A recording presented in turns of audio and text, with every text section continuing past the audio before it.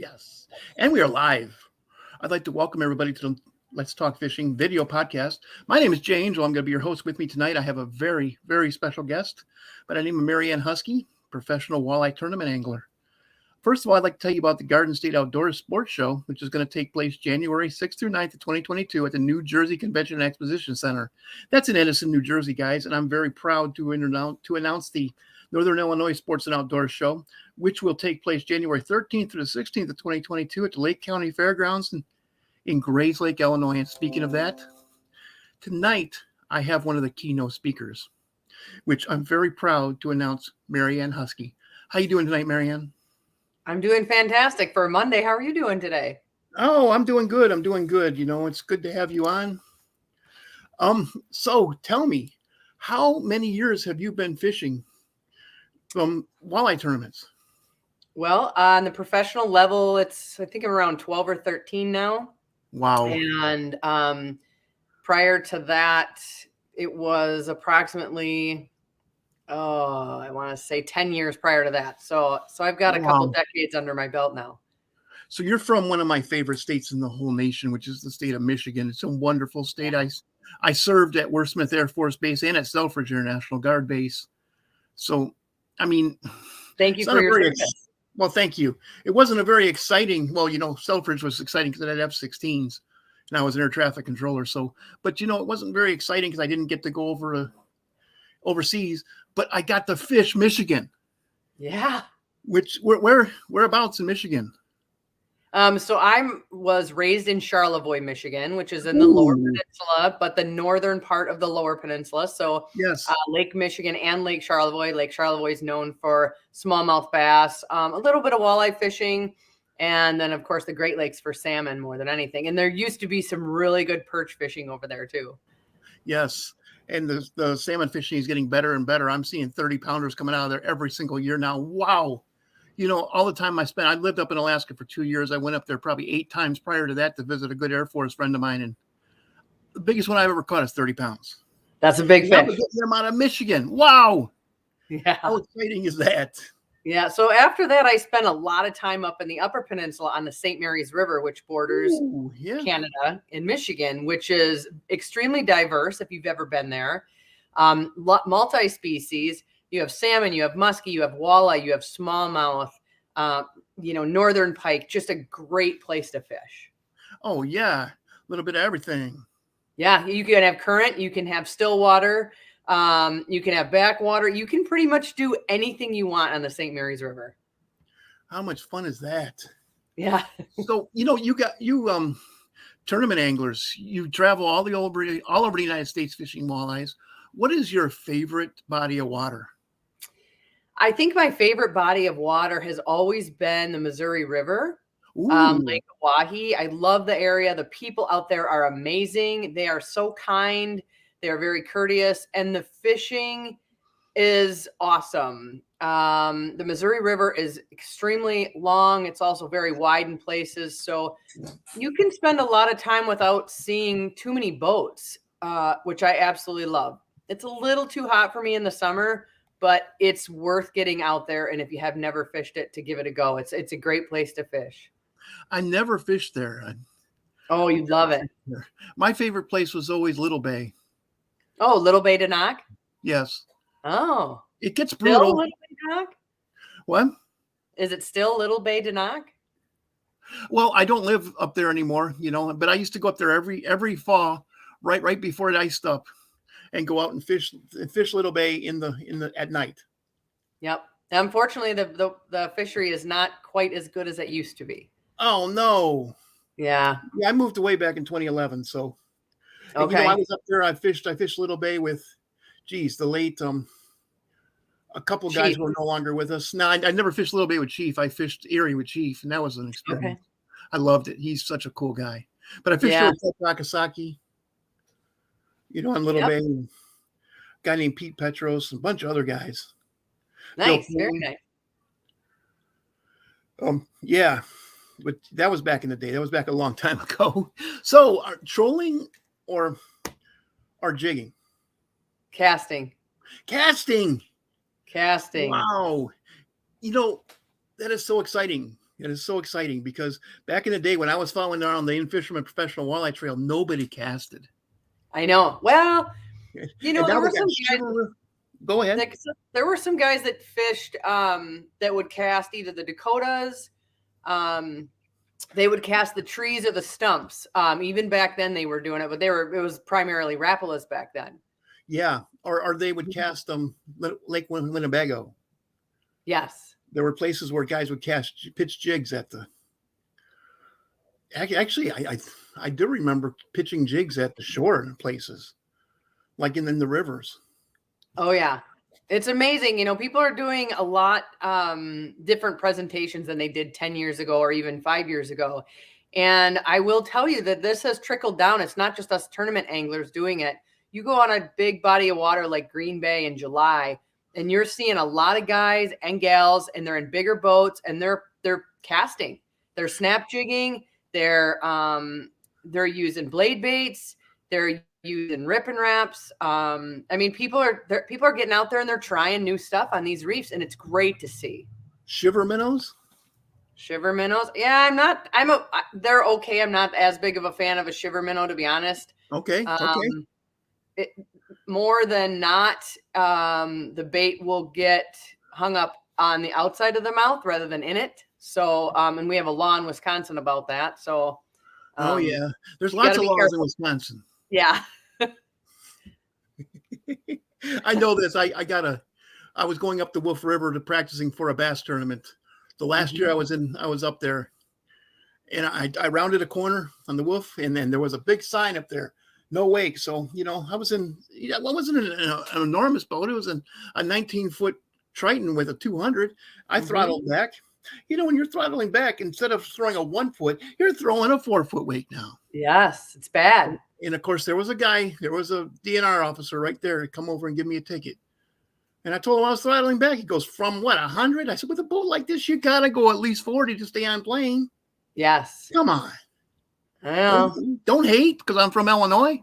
Right? That was it. It was the IL on the front of the boat right from the get-go. Oh, yeah. Well, he was going to give me a ticket anyway, so I was going to give him some. I wasn't going to make it easy. No, give him a hard time. Yep, I sure did. I don't give many people hard times, but that set me off. But anyways, yeah, I'm not here to talk about my hostility. But okay. So favorite body of water. Tell me, what is your most memorable tournament memory? You know what? People ask me that. I don't know if I could say the win on the Mississippi River. Nice. Which I absolutely, that is my least favorite body of water to fish. Sure. And then it could be the Angler of the Year award on Lake of the Woods on my grandfather's birthday. That was probably, and he had passed the year prior, and he's the one that got me into fishing. So it could have been, that could be my most memorable. There's so many times.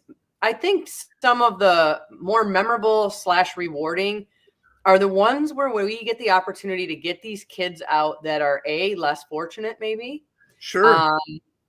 Or win like a lottery or a drawing to fish with us. They come in. We had some kids come and see us after the days of fishing on location for head-to-head that were fans that just wanted a meet and greet type of situation, and their parents sent a Facebook message and said, hey, can I bring my son or daughter over? They really want to meet you and you're in our home state. I think that is more memorable because we're passing on a tradition that prior to COVID, let's be honest, I think it was a dying tradition. Yes. And with the pandemic, it has seemed to flip things around. And we've seen it in the sales of product and boats and motors, et cetera, on people are getting back into the outdoors again, and it wouldn't have happened without the pandemic. So those are the moments that are the ones that you really remember, the people's lives that you've actually touched. I can tell you that living down south now, I go to a lot of these events, and one of the events I went to was a high school national tournament. There were over 300 boats there. Yeah. So, we're getting the kids involved in competitive angling at a younger age. And I think that's a positive for the sport that we love so much. It's very positive. it's good to get them outdoor and they'll appreciate it. And then, of course, they'll work with us for conservation reasons, to keep these lakes, streams, inland waters, Great Lakes cleaned up, get rid of the invasive species. Eventually, we're all going to be no live bait. I know nobody likes to talk about it, but it's going to happen. Yes, I agree with you. Yeah, it's best for the industry if the shift has happened. And if you haven't accepted it, you might as well, because it's going to be at one point, will be a lot more, I think, towards the direction that Canada has taken with, transporting live bait, and which we are already there on certain species of live bait, but it's changing. And the shift is good. It's good for all of us. But back to your question, the most memorable moments would be the ones that you really touch somebody's life and introduce them to the sport. Yeah. There you go. That's nice. That's really nice. So you're going to be at the Northern Illinois Sports Show. I am. I'm excited. Can you give us a teaser? Yeah, absolutely. Talk about. So I thought about this for a while. As for those of you that do or don't know me, I fished head-to-head, the live event, Pro Walleye Series in 2021. And there were some key factors to the head-to-head. And it was this. We were limited on practice time of about 2.7 days, we'll call it, which is very similar to all of us, or the people that are watching are going to attend the show. Hey, let's face it, everyone works all week long. Yes. People can't fish 5-6 days a week or 10 days in a row. So we were limited on practice. We couldn't talk to anybody outside of the anglers that were fishing. So no information, unlike these other tournaments where you roll into town, you know a bunch of people, they tell you everything and you go win the tournament. This was different. No information, new body of water. And then we got out on the boat and we only had 5 hours. So I'm trying to take that to relate to those anglers that can fish on the weekends. And I'm going to be talking about how to get out when you only have 1 day a week. Let's say it's Saturday and you're limited time because your kids have a soccer game in the afternoon. So you only get to fish from 6 in the morning until 1. You got to go home because your wife is saying we got to go to the kids' ball game. So how do I catch fish in that short period of time? And I'm going to use the 5-hour window like we had for head-to-head, and I'm going to talk about that on how to make it happen in a short window. Our lives are busy. They're crazy busy. So how do you execute it? Maximize your time on the water. I love that. Yes. That's going to be one of them. I'll touch on the electronics. I run Garmin Electronics, so I will talk about that. That's always, I like to answer questions for people. That's one of the toughest things for everybody out on the water to learn, especially with limited time. And I'm going to talk about using artificial only and how to really be successful when you're fishing next to a guy using live bait. Yeah. Well, I plugged in my live scope and it didn't work. Right. Charge your battery. Man. Yeah. I've had people tell me that. I'm like, I don't have live scope.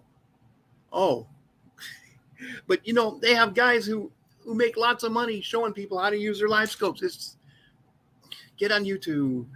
Yes. But it's finding the time. Finding the time is tough. And as much as everybody hates it, you need to sacrifice 1 day where you take your rods out of your boat. Take them out of the boat and go out on the water and just play with the electronics for the whole day. Period. It's the only way it's going to happen. I tell you, when I was guiding, I had to do that. I had to. If I got new electronics, I had to go out there and I had to sit there with the manual and go through everything. Of course, it's one of my jobs at work as an engineer. I have to figure out the new stuff that we get. So I know how to read manuals. I know how to glean information from it. But a lot of people don't. That's why they need people like you telling them how to do this kind of stuff. And and like you said, there's so many videos out there on YouTube, and everybody and their brother's making a video on how to do it. So you don't always have to go necessarily to a seminar to figure it out. You can be in the comfort of your own home or in the garage like I am now, sitting in my boat, and power up and learn how to do it. But I liked what you said about going out on the water just to learn your electronics. Yeah. What a great piece of advice, and what a thing that most guys won't do. Yeah, I know, you got to do it. most guys won't do that because I can do that. They're remembering the days of the Lowrance LMS 350A, you know, the first good locator I ever had. And, you know, you plugged it in and it worked. Absolutely. And now you plug it in and you have to tweak about 60 different settings. And you have to know how to tweak those because the settings are different if you're in deep water as opposed to shallow water. Yeah, a lot of the newer stuff now, it will change automatically depending on how you have it set up. So it's a lot more user-friendly than it used to be years ago. Okay. Mm-hmm. Well, that's good to know. Okay, what is your well, you like casting. I do. You like cast. So, man, I always wanted to cast out on the Great Lakes, and every guy I ever went with says, "Oh no, we have to troll." Sometimes we go over a pot of walleyes. I can see them, man. They're Mm-hmm. tight. They're right on the bottom. Yeah, and you know, I still enjoy trolling once in a while, but the way things have changed in modern technology, it's just a lot more fun to cast that rod and catch a fish with the rod in hand. There's no doubt. I couldn't imagine taking something like a lipless crankbait, taking it all the way down to the bottom and ripping it up. And a 10-pound walleye had just crushed that thing against the bottom. That just must be so thrilling. Well, and it is. Sometimes they'll crush it when it comes up, and sometimes they'll pin it to the bottom. It depends. I've caught them with a lipless crankbait literally in 20 feet of water. And I'm like, there's no fish here. I'm not catching a fish. And then I went to reel up and stop to grab a bottle of water. It's 10 feet off of the bottom and wham, they whacked it. Wow. Yeah. So no rhyme or reason. That's why we love walleye fishing, right? Yes. Yes. As soon as you think you know the fish, they teach you differently. You don't know them as well as you thought you did. Absolutely. Because the reason they've been around for so many millions of years is they can adapt. That's wow. But that would just be so much fun to be ripping something like that or a blade bait and have a big walleye crush it. That's just, it's a lot of fun. I've caught a couple of really big walleyes, like up on the Great Lakes when they're running in the spring. Yeah. With countdown rapalas and wow, Well, you need to make a trip up to Green Bay in the springtime, whether that's in the river or once they get out of the river and the season opens, the mouth of the Peshtigo, up in Ocano, Marianne.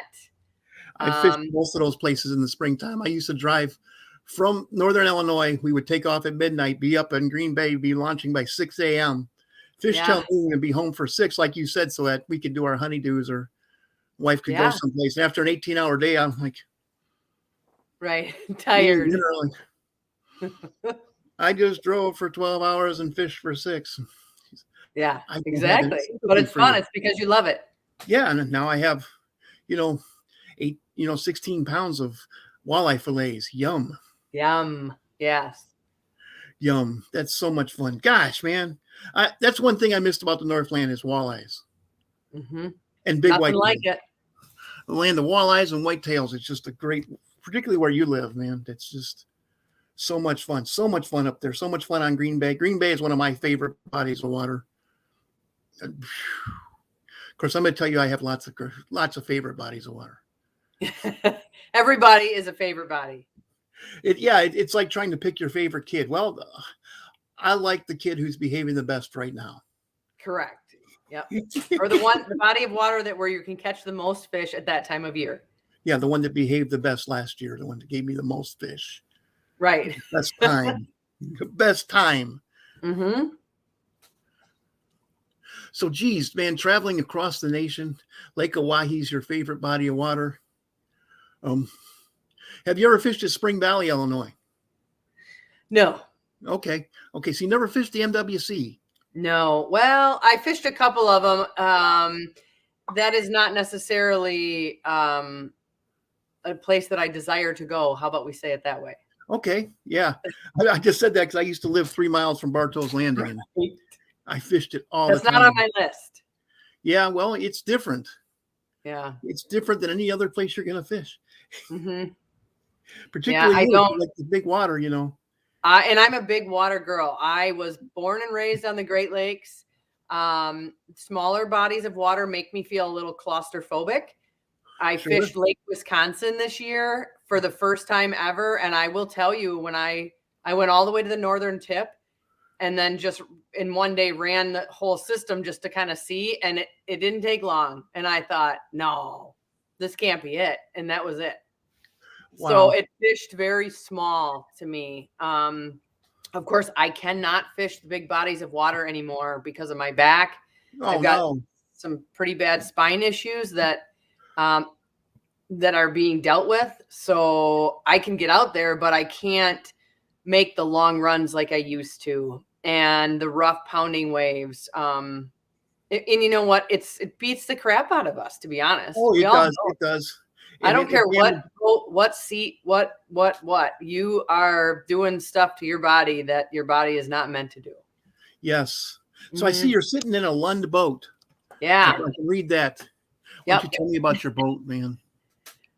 So I am running the 2175 Lund Pro V. This current model is from 2021, and you can see the big Merc in the back. I've got the 400 Verado on here. Wow. I've got a 9.9 kicker on here. A Minn Kota on the bow. I run the Garmin units with the Panoptix live scope on the bow. This boat is amazing. It was great for, it's great for all things. It's great for tournament angling. It's very wide. It's very big. The gunnels are wide. The storage is unbelievable. And nobody has more storage than these boats. A 2175. That's a big boat. Yep. 22 feet long. But you know what else it's great for? The last 4 or 5 boats that I've ordered, I've gotten the ski pole with it. Okay. And I have a niece and nephew that live out in California, and they come in the summer for a week to 10 days or 2 weeks, and we go kneeboarding and we go tubing. And it is a great family boat also. If you have smaller children, I hear at the boat shows a lot of time from people that they're afraid of the sides, the gunnels, that they're not high enough for children 2, 3, 4 years old. So it's great. It's got 25-inch gunnel height on the side, which is a lot safer feature. And then with having a wider boat, and of course we're pushed out all the way on both sides, so there's more room for more people. You can put 4 captain's chairs in here. Like I said, ski pole, the rod holders are fantastic. I can fit in the front storage compartments, and I'm 5'8.5". Wow, you can fit in the front. I can fit in there. Yes, that's how big they are. Like I can climb in and they can shut the door on me. Wow, I wouldn't advise that, but well, no. But that just tells you how big they are. It does. It does. That's something right there, man. Yeah. Storage is always an issue in a boat. Storage is huge. And whether you're on big body of water or a small body, it's easy to load. I don't travel with anyone usually. I did this last year. But on a normal basis, I don't have anyone with me. And people say, oh, it's too hard to load or unload. It's not. I've been doing it for years. These boats load just real easy, carefree. And when you're ready to sell your boat, maybe upgrade or get another one similar, Lund holds their value. They've been holding their value for years, and it's because they're not just a fishing boat; they're a family boat. They do, and Lund's. I've been fishing in Lund since the '80s, and I've never had any problems loading and unloading a Lund. No, they slide right off, but they don't slide off when you don't want them to slide off. Correct. Unless you have a roller trailer or something crazy like that. Right. And you know what? I don't see very many of those anymore unless you're up in Canadian waters on a real small lake with a smaller 16-foot boat. Yeah. They don't make roller trailers anymore, and they do, but you don't see them. Yeah. Well, not for Lunds. I've been in probably 100 Lunds over the course of my life. And I can run this boat wide open, have somebody in the passenger seat and have a conversation at the same voice level that you and I are talking now and can hear each other talk. It's great. I've got the full windshield, which everybody should have a full windshield. And you're with a 400 horse, man. I bet she gets right up on plane. Oh yeah. And just goes. I didn't know what else. I didn't know what other word. I was looking for a word and I just didn't find it. Yeah, it flies. It's an awesome boat. Flies. It flies. That was a good word. Yes. It stays up on plane and cuts through the waves and maybe too well. Yeah.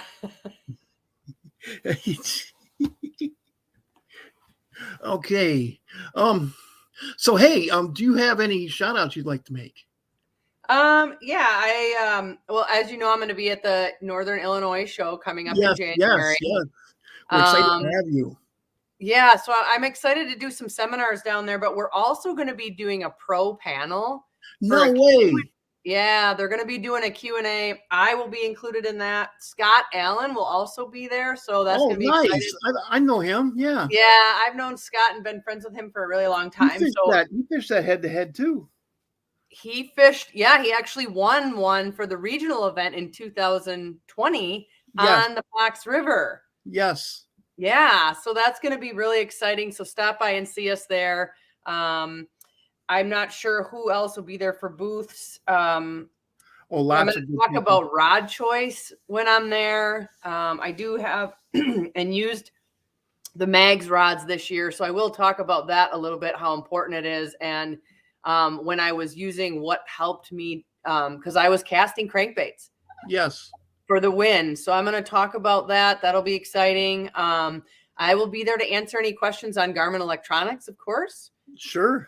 And I just want to say thanks for everybody for all their support this year. It's been wonderful. I was very fortunate to have Michael with me the whole season, and I've just never had that type of support, with somebody with me and emotionally supportive in the whole bit. So that was great. And I want to say thank you to him. I really do appreciate it. So looking forward to coming down to Illinois and seeing all the folks down there.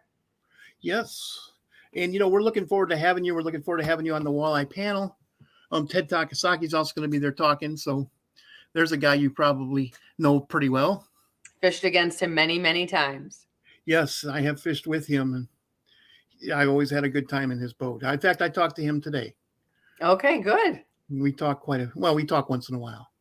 Sure. Okay. I'd like to thank you for coming. I know that you're a busy person. We all are busy people nowadays. Mm-hmm. I'd like to thank you for coming on the Let's Talk Fishing podcast. I know that it's, you have to budget your time just like I do. Right. And also I'd like to thank everybody for listening to the Let's Talk Fishing podcast. Marianne, please stick around after we stop recording.